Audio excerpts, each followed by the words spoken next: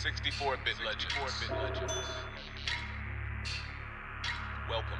Legend of the game, like GoldenEye, I'm more than right. Yeah. The perfect dark is dreams that seem to come to life. 64-bit, the shit, it's as real as it Yeah. gets. We can Yeah. talk sports, games, and music, take your pick. Point with the news, pull up and crack a brew. Smoke one with the crew, Smoke. tune in and take a view. Watch.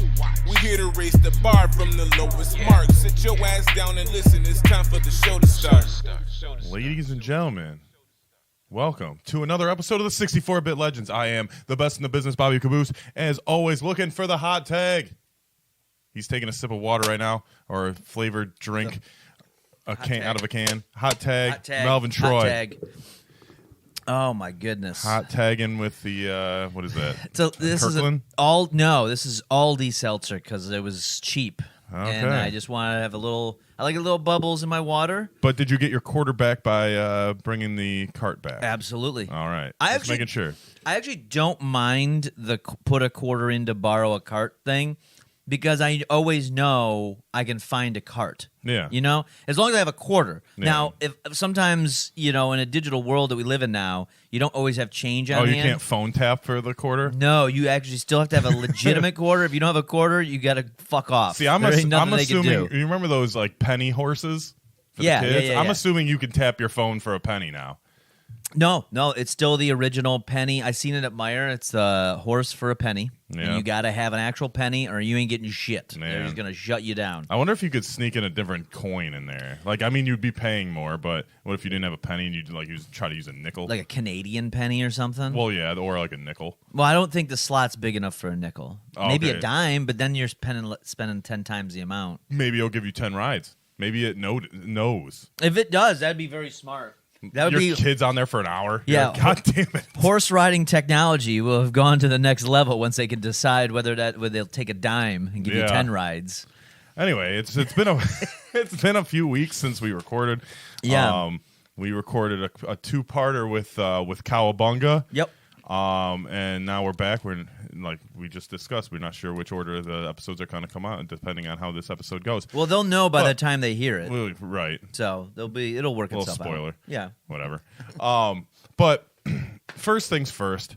Something happened to me last night. We, Okay. we are the 64-bit legends. Sure. So that's based off of Nintendo 64 games, and we claim to be the legends of them, right? Yeah. So I just want to say that I expanded my legendary status into a PlayStation 5 game last night. Okay. And I have a little bit of a question for you as well, because I got super excited from doing this, and I was kind of going to ask you if you've ever gotten pretty excited about accomplishing something in a video game that may have taken you a while or whatnot, because I usually play sports games, so it is sports related, but I've been playing MLB the Show and Madden are like the two games I get every year. Usually I'll throw in like a GTA or a Red Dead when it comes out, whatever. But last night on MLB The Show, I threw a perfect game. Not a perfect game, a no-hitter. I'm sorry, no-hitter. I walked one guy. But the thing that was special about it was I did it on the hardest difficulty possible. Oh, really? I was on Legend Plus, as the difficulty is, because that game is actually pretty cool. It it's the difficulty's called like dynamic. So like depending on how good you do is how good how hard the difficulty is. Oh, okay. So it adjusts to your game. So I was on Legend Plus, and I threw a no-hitter, and I was pretty damn proud of myself, and I got pretty excited. I mean, it was I was on an edible as well, so maybe the excitement was a little bit over the top, but I feel like I accomplished something last night. I probably only threw out of the years and years and years of playing the different video games throughout the years. I probably have only thrown like 5 no-hitters, but this one, I was like, man, this one was on the hardest difficulty possible. And I don't know if I'm a nerd by being excited about that. And I even posted it on my Instagram because I'm like, fuck yeah, dude. Like, I did this. No, honestly, there are things I get that feeling from. Obviously, I don't play sports games, but I do a lot of narrative-driven ones, or they're like open world games. Right. So there's one that I go back to the well on is like Doom or Doom Eternal. Like I always like to just up the difficulty a little bit more, a little bit more. I'm not amazing at it, but I get better each time. Right. So I like the ability to be like, oh, did I survive like this level without dying or something, Right. or was I able to get through this round of this? I just get like super focused in on it. I play Fortnite a little bit, and there's been a few times like I'll go through spurts. I'll play it for like a week, and then I'll just put it down. Right. And usually at some point there was one time, probably 3 times that I actually came out number 1. Now the way that The one I think I was here when you did it the one time. It might have been, when we were yeah. on stream, I believe. maybe there might have been one. But it's like because you got to survive, right? You Yeah. got to be the like last man standing out of 100, and it's happened a few times, and you're like, I normally I can usually get to like top 10, Yeah. and that's usually when it gets a little tricky. But yeah, that was like the thing of like the few times that happened, I was like, oh man, that's great, and then I get addicted and I want to play, and then the next Yeah. time I play it, I'm fucking terrible. Right. Which I'm curious if it does a dynamic matchmaking of like, okay, so all these people tend to like rank here, so Right. let's put those people in a room Yeah. and blah blah blah. Yeah, I would think like if you were continuously in the top 10 that they would put you in like a more skilled Yeah. pool of people. That's what I think, because I know they do that with Call of Duty games now. It's like it's actually a bit of a controversy. They call it skill-based matchmaking. Mm-hmm. So in the Call of Duty scene, it was very popular for really good players to go in and just wipe everybody. Right. And that's where people get pissed though, like newbies like myself. That's why I never played those games. Because I remember the first Exactly. I played the original one of the original Call of Duties, like Modern Warfare, whatever the big one was back in the day, on Xbox 360. And I went to play online, and I lasted like 2 seconds. Right. And I was like, "Fuck this! This is stupid. Like, this is so unbelievably difficult. Like, I don't even want to touch this." Right. So that's what their solution was. Like, oh, just do a skill-based matchmaking. But now people are upset. The good players are upset because now they actually have to Yeah. play each other. But yeah, it's like that, or like if I play. Like a story-driven, like open world type thing where I'll sink like 100 hours in, and I'll be able to like, grind to the level that I want to get at, or I can like get all the achievements that I want. But that takes a while. Like that'll Right. take. I can sink like 100 hours into Yeah. something. See, like with this, like with the MLB The Show and Madden, I never play online. And so I have no idea how good my skill set is compared to other people. Yeah. But I dominate the computer on both games on the hardest level. So I'm like, okay, I got to be pretty damn good for that. So like I'm curious like if I would go online, if I could be pretty high ranked up there, especially on the baseball game. Yeah. I do the same thing in Pokemon, where I'll play that like when I'm bored, and because it's just mindless, Right. it's just the same Yeah. thing over and over and over again, and so I will become unstoppable. Like it's real easy in that game where you get a couple, whatever your Pokemon are, and then you just level them up, and then you kick every trainer's ass you Yeah. come across in the game. It wasn't until I started playing people online that I realized like, oh. You don't just want like the strongest attacks all the time. Like there's a strategy to this that I'm not aware of. Right. And then I was getting destroyed by like 10-year-olds. That's how I feel. Like I'm like, man, I'm like this good at this game, and then once I fucking get on, like actually online, I'm gonna get destroyed by, like you said, a 10-year-old that's talking shit over the microphone. Yeah. But there's like a lot of times though I play games and I just like the busyness of it. I like to just zone out. Same. And I'll just put something on, like a YouTube video or something in the background, and then that's just me just like turning my brain off. Right. Yeah. I'll usually have like my AirPods in and listen to a podcast or something while I'm doing it. Yeah. Since I don't have the 3 TV set up anymore. Yeah. Well, you can One always get day. it back. One Yeah. day. There's always. But There was. yeah, that's There was something else you had told me. So you had that was your big nerd question. Remember? Yes. You told me. I was like, I don't know. yes. So what was there was something else you'd mentioned because you just got back from Vegas. Yeah, I just got back from Vegas Yeah. a little over a week ago. Vegas has changed, man. Has it it? really has. So I left on Easter Day, right? So Sunday, and I came back Friday. So I was there during the week. So like, you kind of get I'm guessing you get a little bit of a different dynamic because it's during the week instead of a weekend. Yeah. Because even like Thursday, like I hadn't seen like one group of girls until Thursday because they probably came in for the weekend. Yeah, yeah. So that was a little disappointing. But the weird thing was there was so many kids, Really? and I was like shocked by it. The last time I went to Vegas was pre-pandemic. But I probably saw like 2 kids the whole week there. Yeah. This was like, dude, you would see kids roaming around, like 12, 13-year-old kids roaming around the casino at like 2 in the morning. Really? Just running around and shit. Like not obviously in Yeah. like you're not walking through aisles of slot machines and seeing them, but like on the outskirts of the casino. And I'm like, dude, where That's are your interesting. parents and why are you here?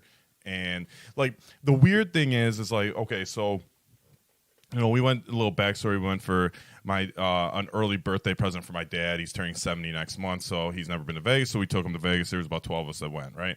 So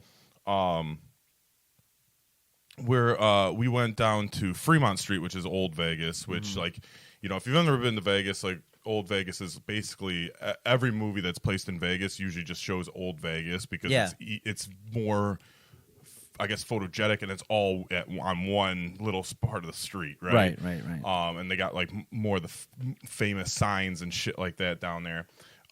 Anyway, so we're walking down there, and that, by the way, now if I ever go to Vegas, I'll stay downtown on Fremont Street because the Strip is a little overrated now. We're getting a little older. Fremont Street is a fucking party.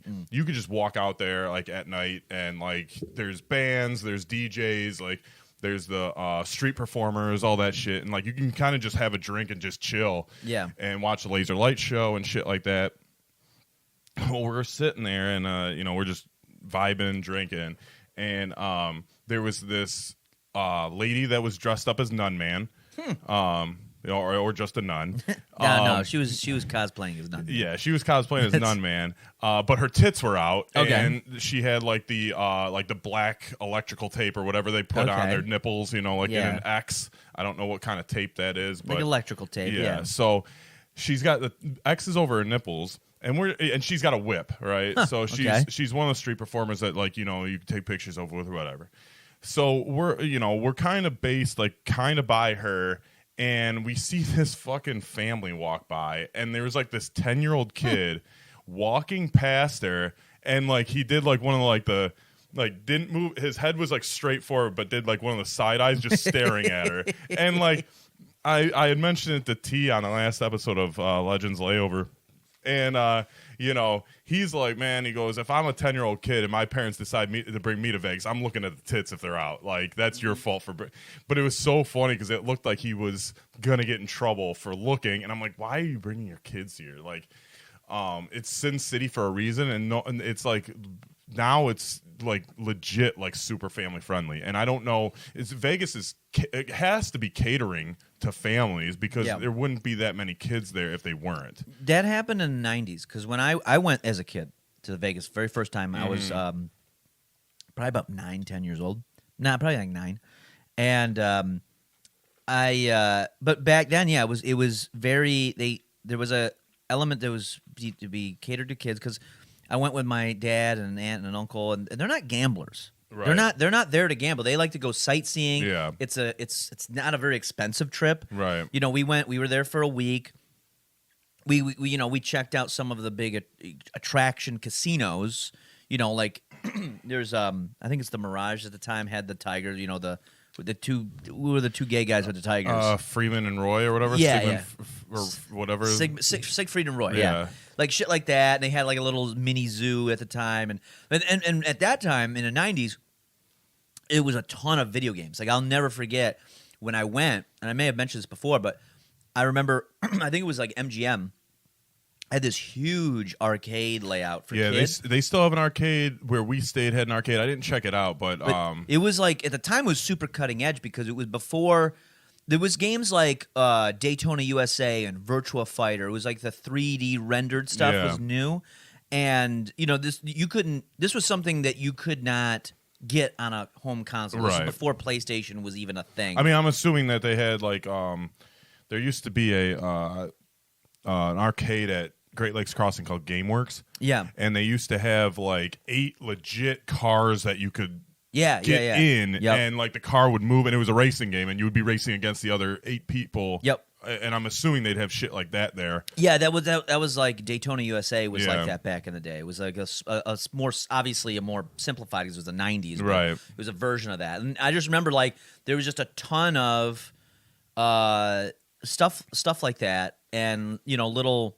The like even like the dinners set up. Of course, you have like specialized buffets, and yeah, it was just really interesting. And we would go to like the Planet Hollywood because that was new at the time. Yeah. that was like a big thing. Yeah, at the because there was time. the Aladdin, and then it changed to Planet Hollywood. Yeah. In Planet Hollywood, the big deal, especially back then. Again, this is early '90s. That was it was a conglomerate project where it was like Sylvester Stallone and like Schwarzenegger, like all the big movie stars. Bruce Willis would go there, or when they opened it, and that Yeah. was the idea. It's like all these movie stars are part of this. Nowadays, you go to Planet Hollywood, it's kind of fucking run down. No, actually, Planet Hollywood is pretty cool. Is it? Yeah, because they have what they call the Pleasure Pit. Really? And they're one of the only not the only casinos, but they have a special area where like the chicks will dance on tables like in lingerie. Oh, really? Not like full like thong and shit, but like booty shorts or whatever. And they play like good music, like they'll play like shit we like, and like it's like a vibe. But the problem is like the blackjack tables may not pay out as much as like so. Oh, so they got like a full-on casino now. Well, yeah, oh yeah. They have a whole casino and hotel. That's what I'm saying. Like it used to be the Aladdin, and they Yeah. changed it to Planet Hollywood. Because back when I went, it was just a restaurant. Okay, so yeah, It was more like So a Hard Rock Cafe, but for movies. That makes more sense because it Yeah. changed over to the Planet. Aladdin changed over to the Planet Hollywood in the early 2000s. So That was probably after I was there the last time. Yeah. So they have this thing called the Pleasure Pit, but like they're like the blackjack, for example, like usually it pays 3 to 2. There's like in the Pleasure Pit it would pay like 6 to 5, so you would get less money, but you're paying pretty much for the entertainment, Right. Because they have, like I said, they have good music like blasting and Yeah. the girls, and everything's like pink and black and shit, and it's a cool vibe, but Yeah. like. Yeah, like it's pretty cool, but like I just was so surprised about like the kids, like the amount of kids like around. Like we got a cabana at the pool at MGM. My brother was staying at MGM, and we were staying at New York. So we went to the pool at MGM because they got the lazy river and shit. And I mean, it was 80% kids. I mean, I kind of expect that at the pool, Right. but like, fuck, man, like. Yeah, that was. I remember as a kid, that was something. It was for the amount of time we were there, we did some sightseeing. Like Hoover Dam is drivable. We saw Grand Canyon, that's drivable. To get to. Yeah. It was a bit of a ride, but we were able to get there, and we saw like the Red Rocks or something like that, where there's just all these. It's like the little mountain formation. Derek lives 2 minutes from there. His Oh, really? backyard is the Red Rocks. Oh, okay, Yeah. that's cool. Yeah, actually, because my buddy Jason, who went with us, he went a couple days early, and he stayed at the Red Rocks. And like, Derek was actually surprised because I guess that's like more of like a local spot, and a lot of people don't know about it. But he's like, it's way better than Vegas. Like, Yeah. it's way better than like the Strip. It's about 25 minutes outside of it. Yeah. So we did stuff like that, and then the pool. There was the arcade and the pool for the most part. Other than just like, again, I'm fucking 9 years old, and I'm just looking at like, we go to the old Strip, and I see all the lights and everything. Yeah. And to a kid, that's like craziness. And so there was kind of like a thing to that, and I think they go through phases, and they do that because there's different demographics. Like when young people aren't spending money to go on Vegas trips, you got to make it family friendly. Like I think there was a number of years it was pretty common. And I always hear about people doing it. I've never been to Vegas, by the way, as a 21-plus-year-old adult. Like I've always been underage. I know there. we were trying to bring you. I know. Unfortunately, now I may have another opportunity to go in October. TwitchCon apparently is down there, and I'm in talks to maybe go do that. I don't know. It's not worked out, and I gotta stash some money aside. But Yeah. so there might be an opportunity, but what was it? I was gonna say. Oh yeah, so yeah, it's got to go. It goes through cycles. Where I remember when Colin was living out there, or he was staying. I think he was staying out there, or someone was staying out there. Somebody knew. No, I don't think he was staying out there. I think someone else. Scott might have been out there. But apparently there was like during when the Hangover movies were still coming out. Yeah. There was like a problem where people were like trying to do stupid shit. Yeah, like the cops were getting pissed because it's like everyone sees this movie and they're like, "Oh, it's great. We'll just come here and just get completely fucking shit faced and become disasters." Yeah, like I've seen memes over the years, you know, and like it'll be either like a group of 4 girls or a group of 4 guys like in the picture, and they'll be like, "Oh, going to Vegas, like they've, you know, Vegas ain't ready for us," and like then it'll be like, "Yeah, Vegas hasn't seen like 4 drunk bitches before," like, you know, like, and you know, some of the people I went with, they've never been to Vegas, and like I'm like, dude, like, don't expect this like it to be like The Hangover, like. I go there, you know, I like to gamble, but like a lot of times the gambling is just to pass time because sometimes there isn't much to do. Like if you're waiting for a show or if like say it's cloudy outside and you can't go, you know, you don't want to go to the pool or something. There's not like besides like you said sightseeing and like walking around and seeing like the different casinos and the different layouts, like there isn't much to do. That's why I kind of like Fremont Street because you don't have to have anything to do. You can just go outside onto the street and there's shit going on. People are partying. You got the fucking the street performers, really good DJs, bands, shit like that. There's always just something that you can vibe to. But like even with the Mexican slaps, you know, the cards. Yeah. Last time I went, I tried to collect as many as I could just to get a variety. So they had the full nude girls on there. Yeah. Now the girls are on there, but they're censored. They have like shit. Oh, really? Yeah. They're like they have like blur spots and shit. Like that's probably because they're getting more families. I'm like, and they're not just laying all over the street. Yeah. Like last time I went, like, dude, like you could like go to a gutter and fucking like scoop up like 70 of them. Yeah, I remember I was like 19 and I was like trying to collect them like baseball cards. I was like, let me just see how many I can get. You're like, I got 3 Debras and 2 Brooks. But I really like that Jessica. I'll trade you 2. Yeah. No, I think there's that, and then I think of course then there's like the prostitution. I know is like I guess it's only technically legal outside of the city. It's not legal inside the city. Like if you would get, but it's pretty obvious because I've seen a number of them out there. It's we have a friend with the initial CV who got in the wrong car because he thought one of the hookers just wanted to. He thought he was the best looking guy that she's ever seen. So he had gotten into a vehicle and they were driving way off the strip and he's like, wait a second. And he realized what was happening. And he was like, look, man, I am so sorry. Can you just bring me back to my hotel and don't kill me? And luckily they were nice enough to bring him back without fucking him up. Yeah. Yeah, there's all sorts of scams out there. It's super, super evident. Dude, I would have, and like, you know, I have a unique look as far as my hair. Yeah, dude. So many people coming up to me asking for party like if they had party favors, like party favors. I got some. Like, dude, I'm good, man. I'm good. Yeah. Yeah. Because people go out there and they're wanting to party. Right. I mean, there's a whole market out there. I'm sure. Yeah, I was just a little upset. Not a little. I was a little disappointed that like because the you know I went with family and some friends, but like I couldn't go into like caboose mode. Like I had I you know like if I went out with you and like a few of our friends, like you know I think it would have been a little better as far as like taking pictures, getting the stuff for the gram and shit like that, and promoting the podcast. But right. You know, I just act a little different around family. Well, it's more laid back. Honestly, I was just thinking about it as you were kind of explaining it. Like, yeah, you know, what would I do to fill time? And unfortunately, like, I'm only got in a given week, I got maybe 2 really good drinking nights. Mm-hmm. The rest of them are not going to be Oh, as good. You know what Dude, I took edibles there. Like I Yeah. flew them out there, and Oh, like they didn't even. no, dude. All you do is you know you get the gummies, right? Yeah, You yeah. just put them in a plastic bag, and if they say anything, just say they're vitamins. It's like they can't tell. That's true. Yeah, there's no Like way. For if them you to- try to hide it, that's when like it's like I just had like I literally had it just on my carry on, like right like as soon as you open it up, they would be there. Oh. And I was just like, whatever, dude. Like they just look like orange gummies. Like yeah, you know, you can't tell me that's not a multivitamin or whatever the fuck. that's true. Because like my brother had told me that he's like, dude, I started taking because he goes on trips for work and shit, and he's Yeah. like, I've been taking them, you know, everywhere. So I was high most of the time I was there because I was like, dude, like, fuck it, man. I'd take an edible and just walk around, or, you know.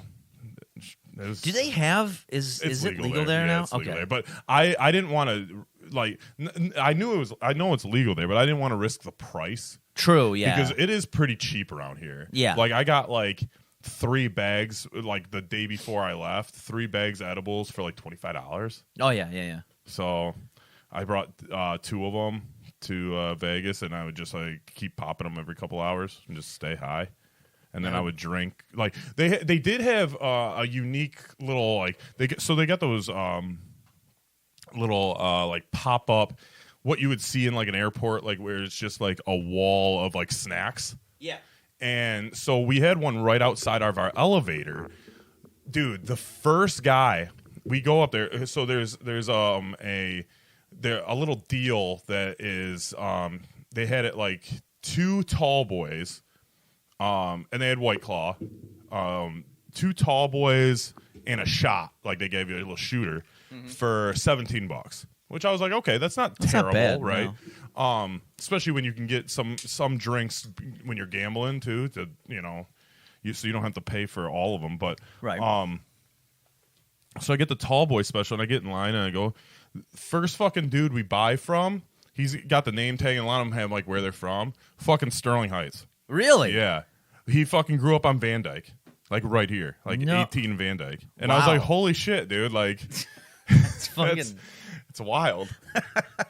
I'm like, but like, it's funny because I was like, I go, why would someone put Sterling Heights? Like, no one knows where Sterling Heights is unless you're from Michigan. Yeah. Like, like if you're anywhere in the world, like if someone says you're from Detroit, you kind of know where the area is. Yeah, If you say yeah. you're from fucking like Sterling Heights, Rochester, or wherever, like a metro, Detroit. Where the It's, fuck is it's that? very specific. Yeah. Yes. It's like, oh wow. It's like, yeah, I'm from a little area called Centerline. Yeah. I'm just like, really, that's an odd pick. Yeah. So, but it was kind of interesting or funny that you need or whatever they're Yeah. ironic. Yeah, so I don't that is on my like list of trips to take as soon as I get myself like T was freed up. talking about going too. Yeah. like he was like, "When's the next time you want to go?" Because he wanted to go this past time, but he couldn't. Yeah. And I was like, "Dude, I'm kind of down whenever. I don't want to go as long as I did. Right. If I would have left a day early, I would have been up so much money. And really? The one day, dude, like Oh, you gave it all right back. all right back. From Sunday to Wednesday, I would say midday. Mm-hmm. I was up, including spending money. Mm-hmm. Like, cause I didn't use my 2 goals were the week were to not use my card, Okay. and not use an ATM. Okay. And I accomplished both of them. So I was okay with losing the money. Yeah. But I brought a certain amount of money, and by Wednesday midday, I was up spending and everything. I was up $600. Okay. And then all right. I lost it all the last day and a half. Once Dave got there, dude, I fucking just lost everything. And he fucking within like 10 minutes of him being there, he fucking goes in high roller slot machine for some reason, puts $100 in and wins $650. Really? I'm like, God damn it, Dave. Wow. I'm like, good for you, but He's a mush. dude, he's your mush. He mushed the shit out of me. Everything I did, man. I couldn't believe it. But like, yeah, Wednesday morning, dude, I won like $1,500 alone. Jesus. And like, yeah, it was like On what? What was it? blackjack. Oh, okay. Like my dad was getting all pissed because like my dad plays like $20 here at a time on slot machines. He'll do like either the penny or the quarter slots, and he's fine with that, right? But he was complaining that he wasn't winning anything, And so I took $20 and I was like, Dad, sometimes you just got to put it in a random machine. So I put my $20 in a random machine. Literally, like the first fucking thing, I win $150. And I'm like, see? And so I cashed out and I went to the machine next to it and put another 20 in. And I lost that, but I go, why don't you put the $20 in the machine I just won on, right? Mm-hmm. So he puts $20 in that, loses all of it right away. Doesn't even get like one extra spin. Yeah. And like he's all pissed, so I fucking pull out $20. I'm like, here, I told you to do that. Like, here, don't stop being pissed. But he was worried about like everything leading up to the trip, and as soon as he saw a couple of our friends, like his attitude changed, and he realized everyone was there for him. So that's good. He at least he had a good time. Or at least I think he did. Yeah, I mean that's not a. It is kind of a. There's you can have a chill time there. You don't have to fucking rage out. Like I remember last time I went, I was 19 years old, and I just saw some sites. We were there for like 3 days, and I think I saw a show. I saw like Andrew Dice Clay as like we got like front row seats. Yeah. And that's something like if I go, I'd want to figure. Like I remember that was something I wanted to do. It was like, all right, well, I can't gamble, I can't drink, so I'll just I'll sightsee and I'll watch a show that I want. When I get there, and it was like a week when there's just no one was doing anything, and I didn't want to watch Carrot Top. Like I had no interest in watching. They went and saw Carrot Top. My dad, Really? my sister, brother-in-law, and my brother went and saw Carrot Top. They said it was awesome. Well, I don't doubt it. Just I just didn't like. I don't know. It wasn't like my thing. I wanted to see somebody like at the time. I think like Seinfeld was out there for a while. Like I was kind of hoping to like see like there's times where like Chris Rock will go out there or something. I was like I would rather, and I was like Andrew Dice Clay is. I'll do that. That's fine. Yeah. I've never seen a show there. As many times I've been there probably 7 times. Never seen a show. Yeah. I went to one boxing match that we got comp tickets for, and that was kind of cool. But never seen a show there. But like I said, dude, like there are times in the day where like you either have to kind of stay in your room, go to the pool, or gamble. There's nothing really else to do unless you want to just walk around. And some people I was with were like, dude, like what else is there to do? I'm like, this is kind of it, man. Like like I know you've never been here before, and like there is shit to do, but like you kind of either have to plan it out or like there is a lot of time to kill. Yeah. So. And they're not gamblers, so you kind of gotta part of the time killing is gambling. Yeah, that's true. That's my thing with gambling is I just can't. Like I've gambled down in Detroit the last few times, and as soon as I don't typically ever get beyond breaking even. I think I've only been up like a few $100s at a time, and I'll just walk away at that point. Like I don't because I don't. I remember. I went to Greektown, and I remember it was a commission day. It was when I worked down there, and the parking garage I parked in was a Greektown parking garage. Yeah, now it's Hollywood Casino at Greektown. Oh, is it? They changed it. I think it's Danny G. I think owns it now. Oh, does he? So he's always owned Greektown. Oh, did he? Yeah, like that's why I parked there because it was all part of the same thing. They just changed the names around and all that. So I remember I was like, all right, I'm gonna take. I think I took $1,000. I was like, this is gonna be it. This is gonna be my big. That's quite a bit of money. Gambling, but I was like, I'm gonna gamble. I'm gonna make a solid attempt at it. I'm gonna do a little bit of everything. And I did some blackjack. Nothing. And then I did some craps. I did the roulette. I did like everything because I don't typically. I'll usually do a few slots and maybe a little blackjack, and then that's it. And I was like, no, I'm gonna see. And I'm going to get this out of my system, and I'm going to just do this and see if I walk away with anything. I walked away with nothing. I lost it all. And I was like, all right, I'm done. And ever since then, never really, other than a couple slot machines or a hand of blackjack. There was one night I fucked up where I think I went to Motor City about a year or so ago.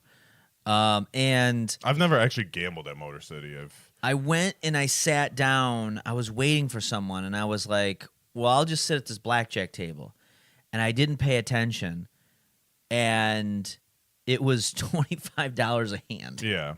Like, I thought it was going to be $5. No, like the minimum you'll find down there is probably $15. Yeah. You probably won't find a $10 table. So I was I was even basically. I'd lose a hand, I'd win a hand. Lose a Yeah. hand, win a hand. But I wouldn't go big. Right. I wouldn't be like, oh, I'm gonna go. So it was. I think I ended up losing $25, but it was a perfect time waster Yeah. for like I don't know, half hour. Yeah, like I'll usually, if I go down there, I'll usually bring like only like $200-$300 and I'll play blackjack, probably average $25 a hand. Yeah. And just see how it goes.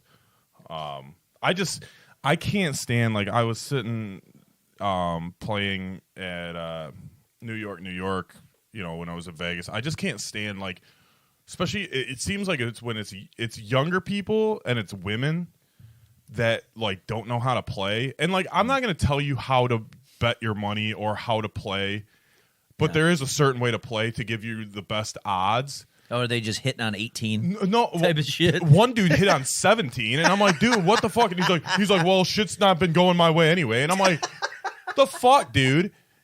And like literally took the dealer's bus card, and like I got up and left right after that. But there's kids, they're like, I call them kids, but they're obviously 21. Yeah. But they're like staying on 13 and like staying on 14, and I'm like, dude, like what are you doing? Like the dealer's not showing a bus card. Like you're either gonna bust, stay in, or the dealer's already gonna have a better hand, so you're gonna lose regardless if they stay in the game. So like why not fucking take a chance and hit? Right. Because like the book, like if you go by the book, I think it gives you the best odds, and I think it's like 48 or 49%. It's just under 50%.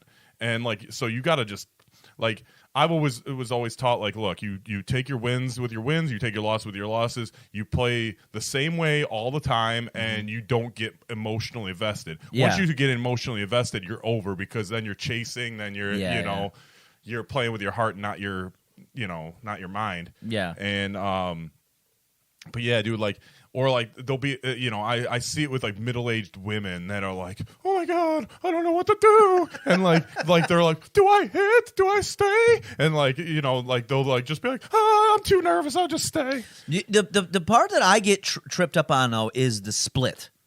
Is like sometimes I'm like, oh, should I split this? So you're always supposed to split eights, but against a 10, it's kind of a sucker play because you're expecting to get 2 18s against a 20, so you're going to lose both hands. This is all new to me. What you just said, I've never heard this before. So, I'm not doubting you. Right. I just never right. So like you're like they say, like the book says to split an 8 against everything because you have a 16, and it's more likely you're going to get a better hand with 2 8s than hitting on a 16 and busting, right? I see. Okay. So, but if you're against a 10 or an ace, you're expecting them to have a 20 or a 21. Yeah. And you're going to lose both hands then. So you're going to lose double the money, right? Right. So, things that you would split against would be like 2 through 6 if the dealers are showing 2 through 6s, because those are bus cards. You would never split a 10. Things like that. It's like if you always look at what the dealer has and expect them to have a 10 underneath, the game is very simple. Okay. Because you're like, if they're showing a 6, you're expecting them to have a 16, and you're expecting them to bust. Shit like that. Like I see. You're always, because I believe 10s, like with a 6-card deck, 10s are a third of the card. Okay. So, or face cards, Yeah. you always expect them to have a 10 underneath. So that's how you play the game, and then you just manipulate your hand with versus what you can see on theirs. Right. That's, you know what? I'm 36 years old. I'm just learning a good strategy for blackjack. I've never looked at it that way. But the cool, I've known about like, hey, hit on up to like 14. You get like a 15. It's like, you probably don't want to hit on. You're that. supposed to hit on. You're supposed to hit every time on 15 and 16, unless the dealer. Oh, really? On 16? Unless the dealer's shown a bus card. Really? But you can also surrender, and some casinos, like casinos in Detroit, won't allow you to surrender. Yeah. But Vegas, they'll allow you to surrender. Like if you have a 16 against a 10, you can surrender and get half your money back. Oh. So you just lose half your bet. Okay. So my brother likes to do that because at least it saves you a little bit of money. I just hit no matter what on 16 against the 10, because who knows, you could run into some luck. Right. But one of the cool things about it is most dealers with blackjack are like you can ask them. They will straight up tell you like, oh, that's a hit, or you're supposed to double down, or you're supposed to split, and they will actually walk you through the game if you actually ask them. Oh, really? Yeah. I guess that makes sense. They want you to, because if you're educated, then you're more likely to keep playing. That than if you're, and like so when I was playing like $25 hands, right? Yeah. In Vegas, play $25 hand. If you get a blackjack, it's $37.50. Okay. It's 3-2, so $37.50 you would get back. So with the $1 or $2.50 chips, I would then for the next hand put it as a tip. So you can put your bet, and then you can put that on top of it, and that's for the dealer. So if you win, say if it's a $2.50 tip, if you win, the dealer gets $5. Oh, I see. If they lose, the dealer gets $2.50. I gotcha. So it is for them, and that's why they will help you out, and they don't want, like most dealers don't want the table to lose, right? Because that takes away from their tips, you know. So if you're up like hundreds or thousands of dollars, most likely the dealer's probably going to get $50-$100 tip, Yeah, that's a good point. Yeah, so they're emotionally invested, but the odds are still against you anyway, so the casino's still going to win. Yeah. So I guess that's all right. Now I'm equipped for when I finally do go. Now I feel a lot better. But the thing is too is like what I've always learned is, if the table is cold and you're losing hands, as long as you can survive that cold streak, like you don't want to. If you lost 5 hands in a row, that doesn't mean you're going to win the 6th. Right. So if it's cold, you don't want to increase your bet because you want to just at least be able to stay in the game for when it warms up. Yeah. So. Yeah, you gotta. That's the magic of it. That part I always understood of like, okay, just survive what you can, and then when it turns around, that's when you're supposed to increase your bets and hope that it keeps. And the thing is too is like a lot of people don't understand that. Usually, not always, but usually, if the way you win is if the table wins, like it's usually with the dealer that busts and everybody wins, and like so if everyone is winning and everyone's doing what they're supposed to do and hitting in the right spots and all that, usually it's a team win. Like people, like most people, like just try to win individually, whatever, and that's fine. But like, I feel like most of the time, if one person, usually it's just not one person winning. You know what I mean? Sometimes it is, but like it's usually a table thing. Like most of the, or the majority of the table is winning. It's not like sometimes. I mean, I've been at tables where I'm the only one winning and everyone else is losing, or I'm the only one losing and everyone else is winning. But it's just. It really depends on what the dealer does. Like, it's not like it's me versus you. And, like, I hate when people do that. And they're like, oh, well, you're getting all the hands and I'm not getting shit. Well, did she bust? Did you win? Then don't fucking complain. Like, I don't get it. Well, now I understand why you get somebody that's, like, hitting on a 17. Yeah. And they're like, just nothing goes my way. Right. And I'm why like, won't dude, everything work with me here? I'm like, what the fuck, dude? Like, I literally looked at him. I'm like, really? You're looking for a 4? A 4 or less? He's like, listen, man, it's going to be my way or the highway. I'm going to be able to, I got to win this. I got to, those types of people, so I was thinking about this recently, unrelated, but it just reminded me where there's people out there that tend to bitch about everything, right? And that's what made me remember this, because that's a perfect example where they're not happy unless they're miserable. Yeah. Like they have to be miserable. And I think to myself, like, what is it that makes people want to act like that? And then it hit me probably over like the last couple weeks where it's like, oh, they don't want to deal, like it's a great way to take responsibility off of them to fix themselves, like whatever their problem is. Maybe it's like playing the victim. Yeah. It's like, oh, well, if, I don't have to worry about, maybe I drink too much, but, instead of, it doesn't matter if I solve for that because the world's against me anyway. Yeah. So it's, and I mean, my last name isn't Trump. Yeah. Like, fuck, man. I was born to fucking lose. Yeah. Like,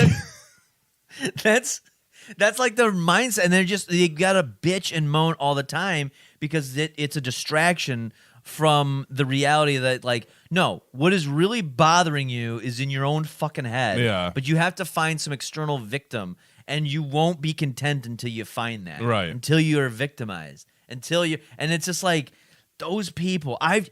Once I realized that, like, I kind of had a general sense of it, but I wasn't able to verbalize it until, like I said, the last couple weeks. And I was like, I gotta eliminate people like that from my life. Like, Yeah. I gotta avoid it like the plague. Right. Because there's no solving for that. All they will do is bitch and moan and complain about they're never happy about something. They always have to find an enemy. They always have to have, like, they always got to be, like, rooted in some sort of, like, no, what are they saying about me? Or I got to know what they're saying about me. Or they'll be like, well, I guess I'm not a good enough person, or you're just a better person than me. And I'm like, what? Like, did you ever get that one? Like, when you're like, well, you can look at it this way. Well, you're just a better person than me. I can't look at it like that. Yeah. And it's like, no, okay. you can. You just don't want to do that Right. because that means you have to take responsibility for your shit. You know, it's like they're the same people that, like, will fester in their misery, like, especially with the internet. Internet fucking dramas are so fucking retarded. People will perpetually be like, they'll hate somebody or a group of people that they don't want to fuck with. And maybe they talk shit about them or something like that. But then they'll go out of their way. I've heard about this before, where they'll, like, go make alt accounts. So they can, like, embed themselves in the group chats or whatever, or in the Facebook groups and all this other stuff to hear, like, oh, I need to know what they're saying about The me. burners. Yeah, and I'm like, why though? Like, who gives a shit? Like, if you know they're gonna talk shit to you, you want nothing to do with them. Let them be miserable and just move on with yourself. Like, why are you like, no, I need to know. Like, you need to know what these people that you hate are saying about.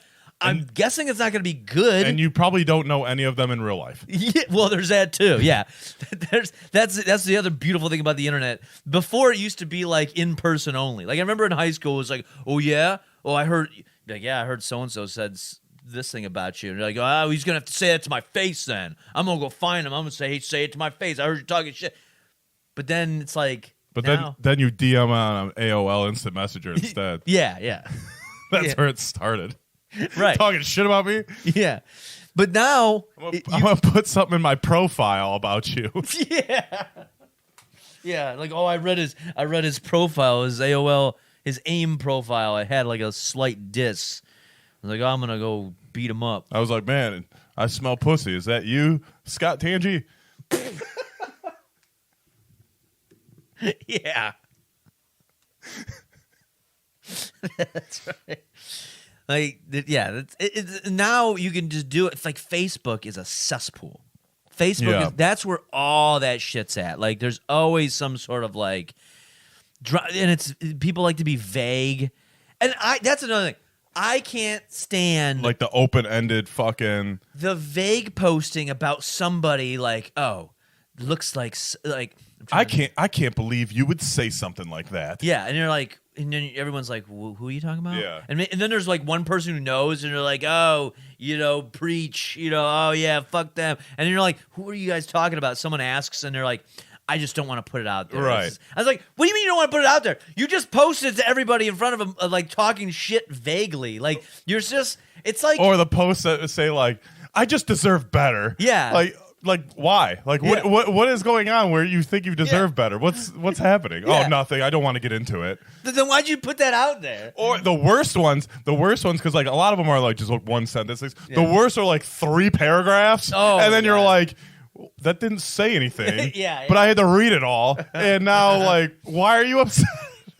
I wish more people were more direct in calling people out. Like, I love it when all of a sudden someone will do a vague post, and then the person that they're talking about sees it, and they just come out with facts, and they're just like, like, oh yeah, well, I'm not the person who did this, and this, and I'm like, oh shit, and I caught it early before it got deleted, because they always delete them. Oh yeah, they always love to delete them, but I love to get in there early and be like, oh shit, they just called them out. Looks like they're not so innocent. Oh, dude, we know one chick, dude, that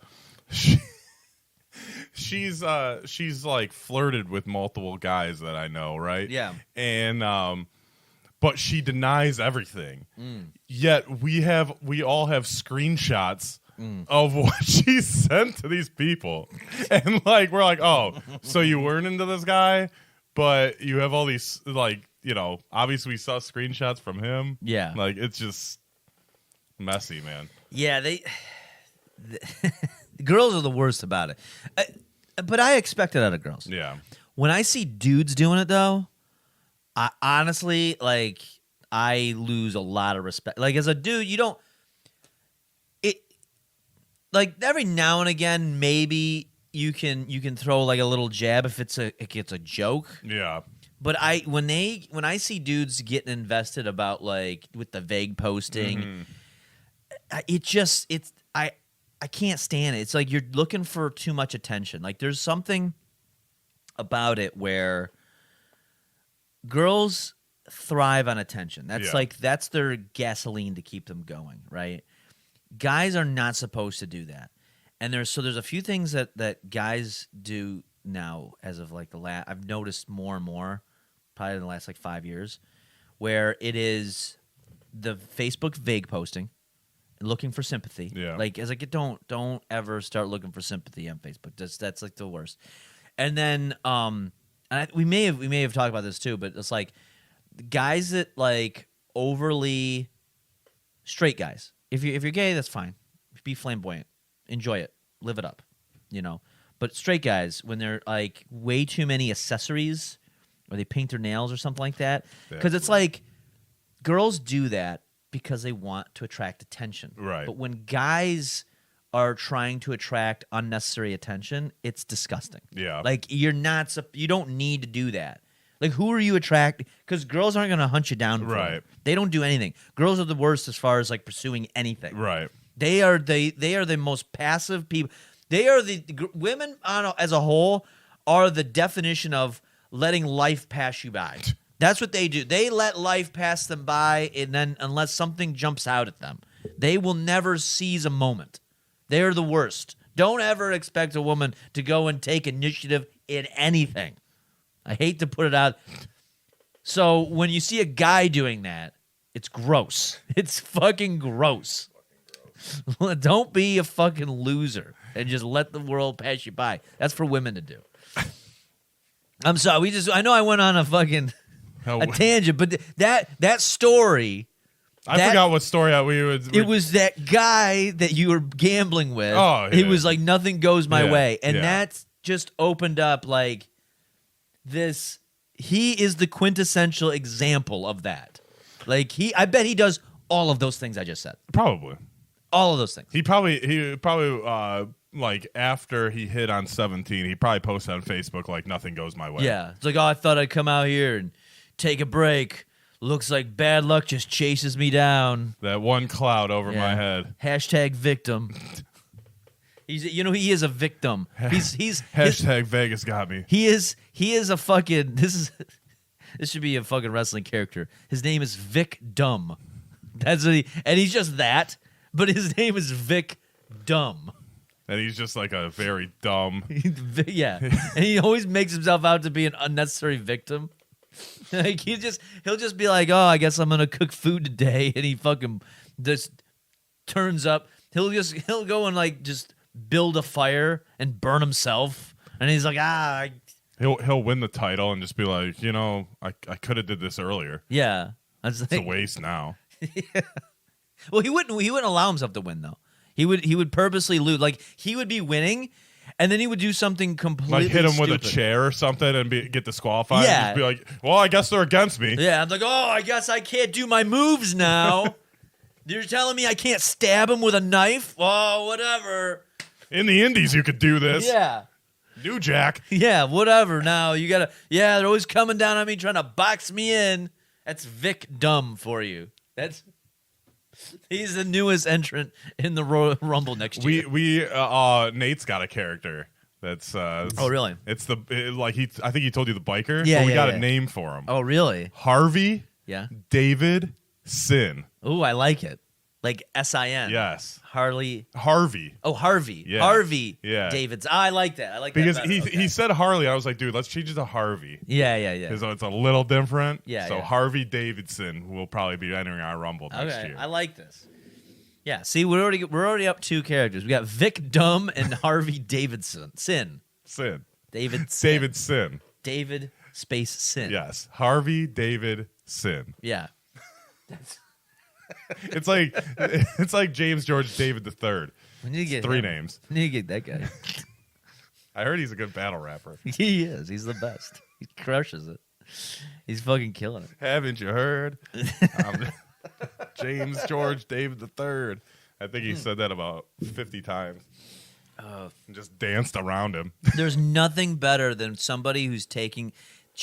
There's nothing better than when somebody challenges another person, and person A who does the challenge is like super invested, Yes. and person B could give a shit less. Like he just doesn't care. He's just like, That makes for a great rap battle. oh, absolutely. Actually, any battle. Because then everyone watching, and then you see the person try way too hard, and then everyone's like, yeah, but you're trying too hard. Yeah. You gotta like. And then the other guy like just comes up with something stupid and catchy, Yeah. and then we're like, "Oh, you killed it!" with 2 lines, and all you said was, "Haven't you heard? It's James George David III," over and over and over again. I'll never forget where I don't even know It's how your Babcock. Yeah, like It's your Babcock. I remember when the solution somehow the conversation came up to record like Raps. raps at my house, and he like started blowing up somebody at like 7 in the morning. You being like, he started blowing you up at like He 6:30 in the morning. I think- and yeah. that was the day I came over. I think, that's right. and me and Nate came over. yeah, And like you were like, dude, the solution's been hitting me up since 6:30 in the morning. yeah. And I just did get back to him, and he's like, bro, I could have killed it. Your loss. And I was like, I don't know what you expect to do. I didn't know you were like Dr. Dre. Yeah. It's like, Man, my diamond in the rough, I let go. I wonder if that guy's ever blown up yet. I don't know. It's been 15 years. Just gotta look him up. The solution. The solution. That's another thing of like, I was at the club the other night, and I noticed like, I saw song after song. Like there were some recent hits, and I say recent though with an asterisk on it because it was like The Weeknd. But these are songs that have come out like 5+ years ago. Yeah. And a lot of them are just like, I don't know where new music really comes from. Like every now and again, something will go viral, like Lil Nas X a while Right. ago, and I'm sure there's something. Or that's- like Bieber or something. yeah, they'll come out of the. But some of these people have been around like forever. Well, and I saw like they played Nelly's "Hot in Here," and I'm like, Hot in Her. "Hot in Her," and I'm like, "That's a 20-year-old song." Yeah. like they don't.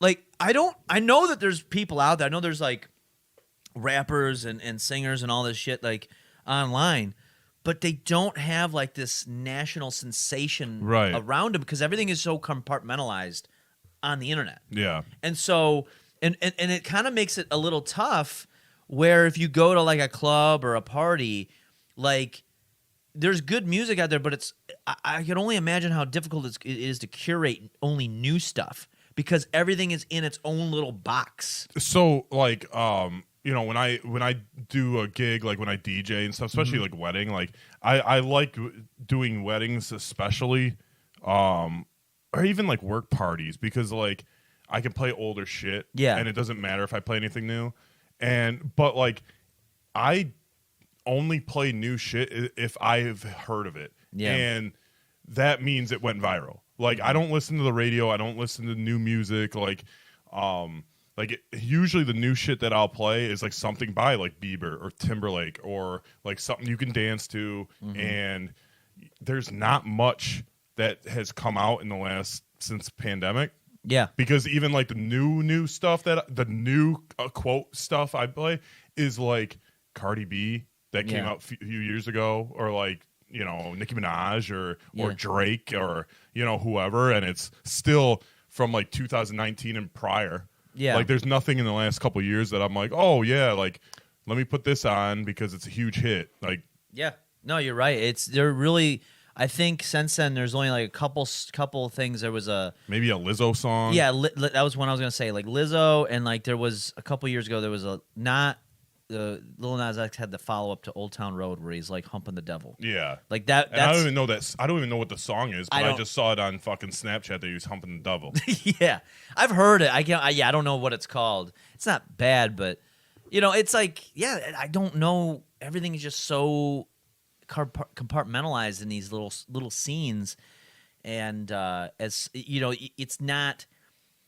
There isn't everything's curated for the individual person, like with the algorithms, like YouTube and even Spotify and like Apple Yeah, Music. with your daily mixes and shit. Yeah, like that. they just go off what you listen to, and then they just serve you up other stuff. But not everyone's hearing the same thing, and there is because okay, like not to interrupt, but like when was the last time you listened to like 955?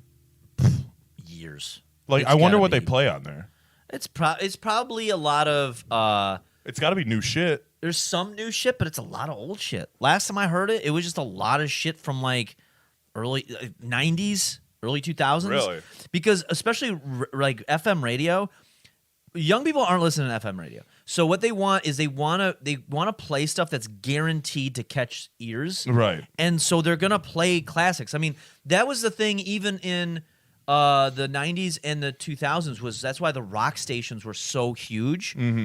Is because they played the same Led Zeppelin songs and Yeah. the same fucking, whatever, like rock bands, Van Halen and all Guns that N' shit. Roses, yeah, shit like that. because they knew that was going to guarantee people to listen. Yeah. And honestly, I think that was part of the things that kind of killed, The radio star. well, a little bit, but it's kind of what killed like the rock sound too. Is like number one, the general cost. It's very expensive to have a rock band, but also like I don't think I'm talking to my ass, but just my general opinion. Like I don't think that they like rap was easier to produce, and they were able to flood the market with all this new stuff. Since there was more to go out, and since like rock music takes longer, they just keep playing the old shit. Right. And people are like, well, I don't want to fucking pay for all this. Like, I don't want to. It's easier just to get like a bunch of 50 Cent songs. Yeah.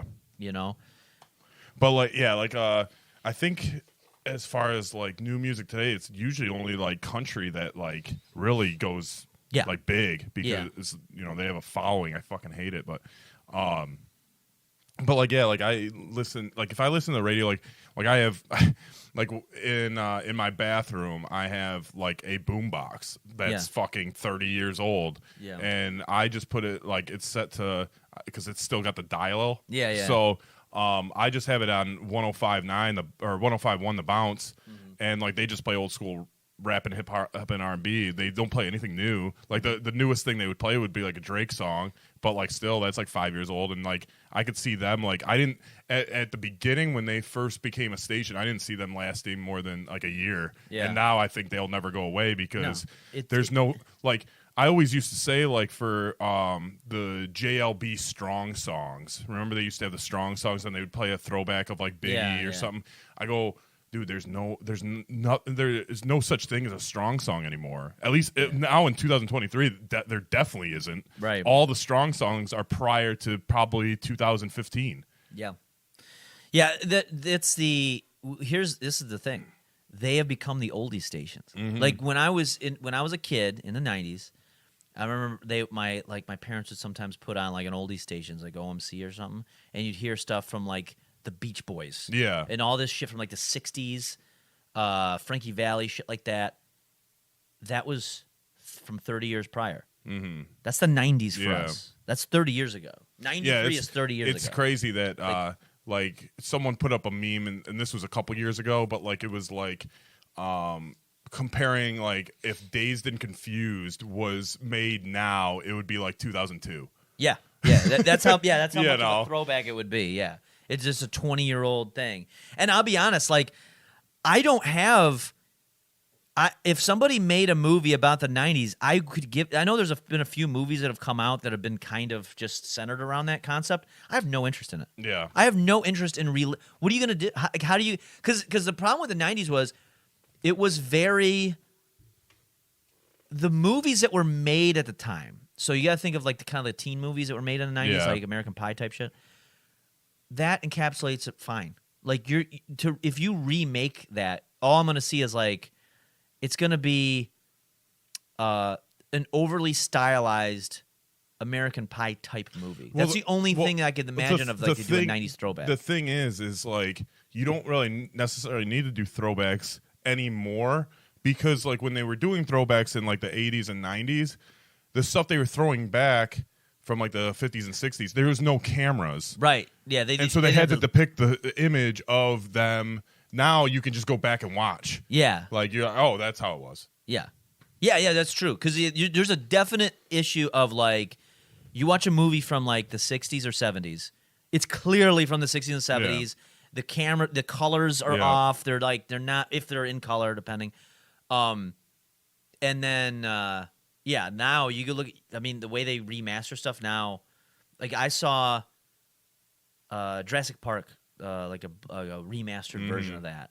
And it looks fine. Yeah. Except, honestly, what finally doesn't hold up, finally the dinosaurs don't hold up. Because it's like, it's now, once you remaster enough, you're like, okay, they kind of... You can see the little flaws in them. Yeah. I was like, the digital stuff wasn't The quite only there. thing that I would, like, consider, like, to do, like, a throwback, not remake, but, like, a throwback movie, like, that takes place in, like, the 90s or something, would be to eliminate technology, to eliminate the concept of everyone having a camera.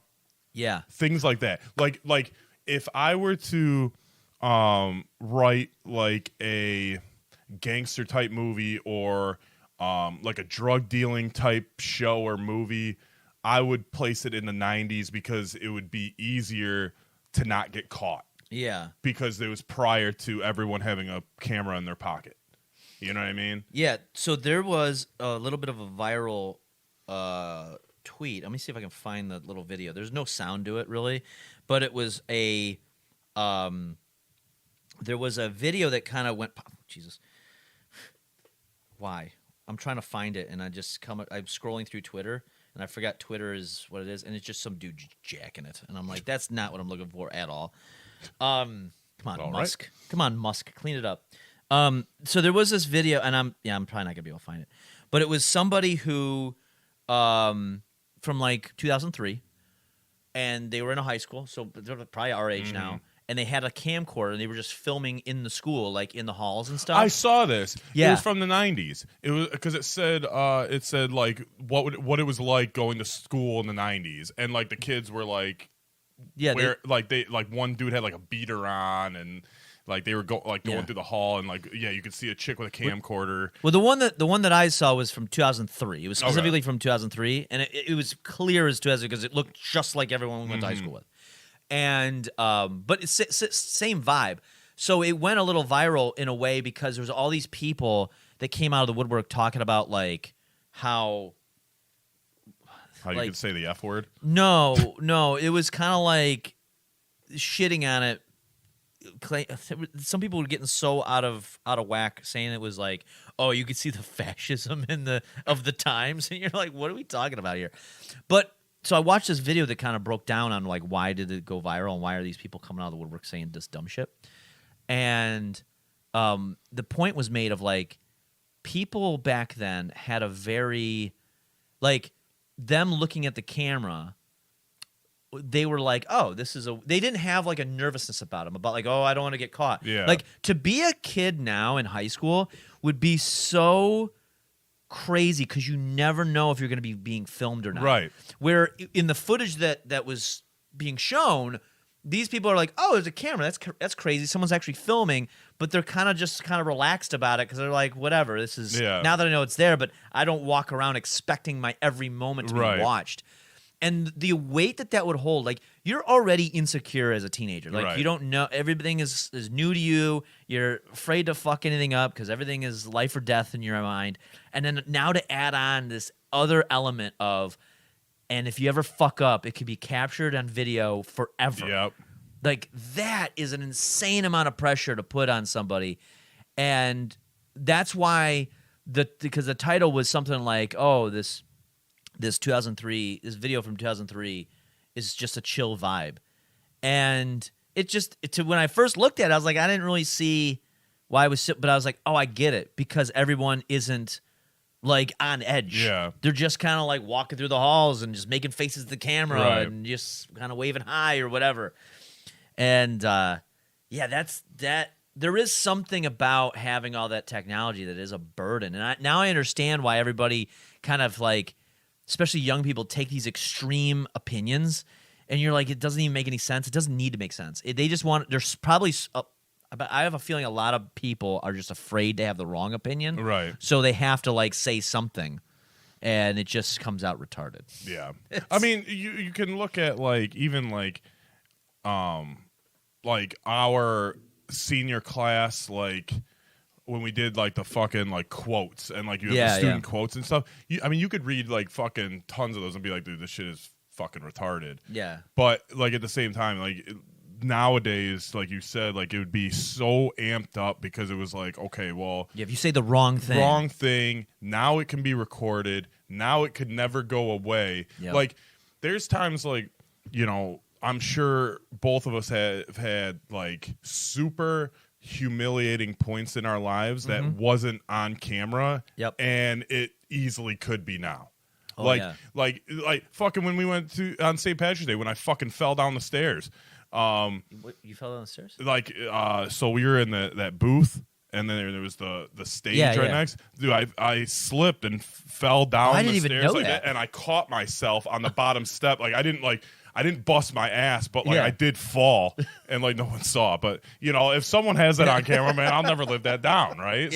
But like you do that something like that, like when we were growing up and shit, like you had no worries, like because like whether the something that you did was true or false, you could deny it. Yeah, But if it's on camera, you can't fucking deny it. Yeah. You're like, oh, you know, no, you did suck your brother's dick, bro job. It's on camera. You know? Yeah. Yeah, it's hard enough not to live it down just off of word. Yeah, now there's like, no, I got it right here. Let me pull it up. Yep. No, I actually, speaking of bro job, I thought about that the other day. And because, like, I don't know if we looked him up together or because wasn't he like in like San Francisco or something with like a Asian chick that looked like she didn't speak English? Yeah. So he is like the perfect example because I was thinking about this the other day. He is the perfect example of I got such a bad reputation in high school that I need to leave and leave everything behind. Yeah. And start a new life. Because I guarantee whoever he is out there with, his friends, girl, whatever, doesn't know about bro job. Oh, no, for sure. You know what I mean? For sure. Like he completely left that behind. Well, the other thing is like he's one of these people, like if you hear that story on paper about like, oh yeah, this kid got labeled as bro job because the rumor was that his brother sucked his dick or something. And you're like, oh man, that sucks. The kid was a fucking asshole. Yeah, like, he was a this douchebag. Dude was a fucking tool bag. And his brother's the one who said it. Yeah. So it's like nothing's adding up for you. Sorry, bro. Right. I can't feel too bad for you. If you weren't such a like we've talked about early episode, we talked about Jared. Yeah. And Jared, he was not the coolest dude, and maybe some people may have picked on him. But he was nice. He was nice. He's a nice kid. And nobody wanted to see him really be picked on. You had to be kind of a piece of shit to pick on. Right. I Like- mean, there's I would like I wouldn't classify myself as a bully, but like I think it stands with everyone. Like and everyone I think picks on somebody in high school. Oh yeah. You know, regarding on your status or whatever, there's always somebody that you think is lower than you that you pick on or whatever. Yeah. I'm sure you got picked on. I got picked on by somebody that thought they were, whatever. And it just trickles down. I would never pick on someone like Jared because he can't, like, there's certain people that you just can't help things. Like, he can't help the way he looks. He can't, I don't know what his his family financial state, shit like that. You just can't help it. Yeah. But things like bro job where he could have been somewhat of a normal person, but he was just a douchebag and an asshole and a dickhead and thought he was better than everyone. And that's where he got, I mean, I remember him shitting his pants in fucking elementary school. I mean, dude, like, you have no reason to talk shit about anyone when you're wearing fucking Chippendale underwear and shitting yourself. Well, that was like his whole angle is like he was a smart kid. He went to like the smart schools. Like he would get shipped out of our school to go to a smart school half the day. To that, like MIT or whatever. Yeah, and he was like he just clung on to that. Be like, well, I can just be. People can hate me, but I'm gonna be smart and I'm gonna be rich and blah blah blah. And maybe he is, but it's like, are you actually happy though? Because you're kind of a fucking asshole, and I bet he's still a fucking asshole. Yeah. Like I'm sure because he's justified in that. Kind of goes back to what I was saying, where like he's justified in. Well, everyone treats me like shit anyway, so I can act like a piece of shit. Right. And it's like, if nobody treated him like shit, I bet he's still a fucking asshole. Right. I bet he's a worse bully than he could say other people were to him. And because I don't know when I thought about this. It might have been when I was in Vegas because, just being on the West Coast, and I know he lives out there. Yeah. But it would just be funny if someone ran into him out, I believe it's like San Francisco or something, and they were just like, bro job? And like, then it followed him, and it would just be fucking funny. But like, he is like the perfect case of like, fuck, man, like my reputation here is so bad. Yeah. Like, let me go on literally the opposite side of the country and start a whole new life. Well, listen, I think when we get to bro job, I think we know What time it is? what time it is. It's game time. It's game time. I think we've brought it full circle. That's how you bring it full circle.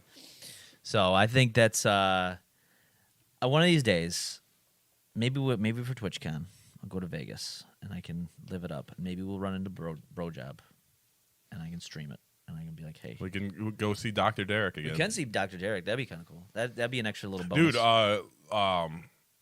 I guess I had just missed by like hours. Kevin as well. Really? He was out like he was out there for a couple hours. Like I don't know if he had like a connecting flight or something, but he was only there for like a day doing something, and I missed him by a few hours. Shit. But I haven't seen him since Western, so Yeah, no, I even told Derek, I was like, I mean, I have nothing against Kevin, but there's probably a reason that we haven't seen each other. But like I was like, man, I would have liked to have a drink with him and just catch up. But No, for sure. But yeah, I guess look out for, what are we doing? What are we promoting? I think this is coming out first. This is going to come out first. Then we got a double shot of Bunga. Yeah. Kyle Bunga, dude. It's a two-parter that's going to be hitting you in the face. And then there's no new episode of Legends Layover this week. We'll be back at it next week. T's on set. Okay. Couldn't record today. I'm sure the 64 Bits of Love is right around the corner. Yeah. We had our lovely young lady had a bit of emergency. Yeah, little bit of a family thing that came up. Prayers go out to her family. But what else? We're the 64-Bit Legends. You got the Twitch channel. Yep. Dude, I got a series coming. Okay. 64-Bit Legends special. It's going to be like a 5 or 6 part series. Okay. I hope you guys enjoy it. It's something way out in the left field, but I feel like it's good. The people that have heard about it are excited about it. I'm excited about it. But like I said, it's a little out there. So, It's going to be some bonus. Get some extra bonuses for you. So don't think just because there's been hiatuses and all this other stuff, we got shit coming for you like you wouldn't believe. Yep. So just hold on, because you're going to fucking get it right in your face. Yep. All over your face. Yep. You're going to need a fucking washcloth to wash it off. But until next time, I am Bobby Caboose. This is Melvin Troy. Follow us on Instagram. Follow us everywhere. Subscribe, like, do whatever you want. Click all the buttons. Click all the buttons. Check out the Legends Layover.